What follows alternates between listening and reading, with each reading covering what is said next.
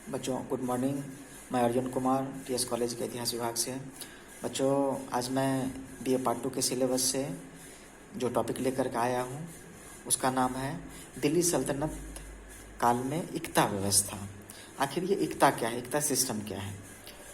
बच्चों जैसा कि हम जानते हैं कि जब दिल्ली सल्तनत की स्थापना हुई तो बहुत सारे प्रशासनिक व्यवस्था, राजस्व व्यवस्था, सैनिक व्यवस्था वो तुर्कों के द्वारा यहाँ लाई गई थी और उसी व्यवस्था के हिसाब से यहाँ पर शासन प्रारंभ किया गया था। उसी में एक इक्ता व्यवस्था भी था।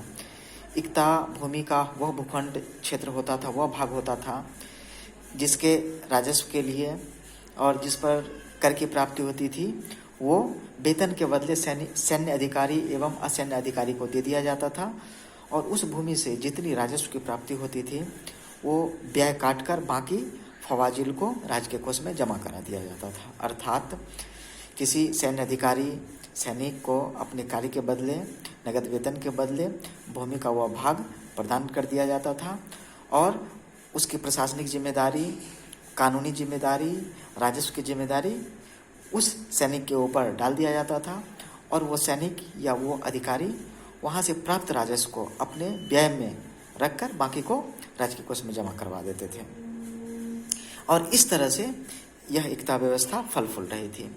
आखिर इस इक्ता व्यवस्था की जरूरत क्यों पड़ी, आइए इसके बारे में डिस्कस करते हैं।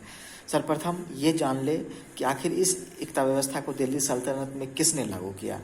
तो हम जानते हैं कि मोहम्मद गौरी के द्वारा सर्वप्रथम इस व्यवस्था को लागू किया गया, लेकिन इल्तुतमिश के द्वारा इस व्यवस्था को संस्थागत रूप दिया गया, अर्थात इसको पूरी तरह से अपने दिल्ली सल्तनत के अंतर्गत लागू किया गया एवं बाद के सुल्तानों ने कमोबेश इसमें थोड़ा सा परिवर्तन कर इसे लागू किया और यह व्यवस्था चलती रही। अब आइए जानते हैं कि इसको लागू करने के क्या उद्देश्य थे। तो पहला उद्देश्य यही था कि जो भी विद्रोह हो, षड्यंत्र हो, उसको रोकना।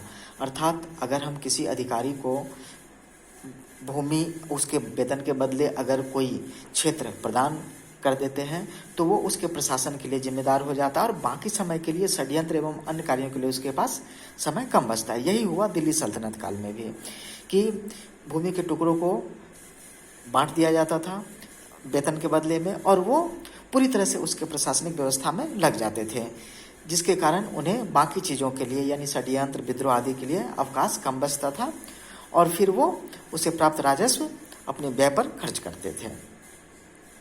हम जानते हैं कि जब दिल्ली सल्तनत की स्थापना हुई तो दिल्ली सुल्तानों के पास संसाधन कम थे और कम संसाधन में ही ज़्यादा से ज़्यादा राजस्व की प्राप्ति एवं ज़्यादा से ज़्यादा प्रशासनिक व्यवस्था करना उनकी मजबूरी थी।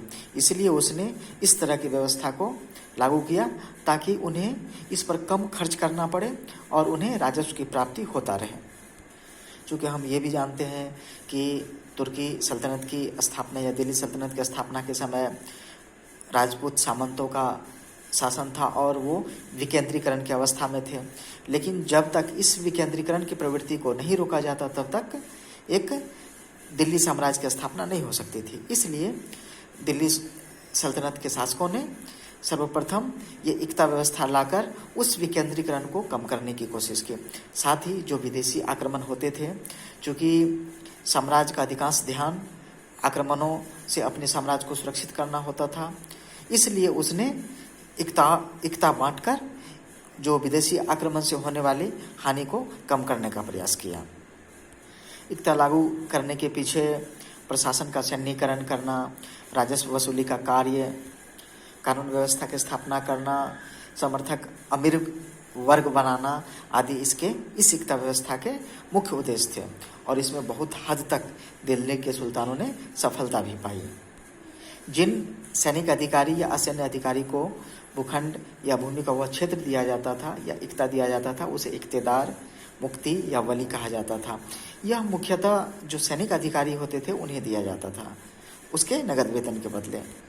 इक्तेदार का पद ट्रांसफरेबल था, अर्थात उन्हें यह 3 वर्ष के लिए दिया जाता था और 3 वर्ष के पश्चात या तो उन्हें हटा दिया जा सकता था या यह किसी अन्य को स्थानांतरित कर दिया जा सकता था और यह व्यवस्था पूरी तरह से स्थानांतरीय था।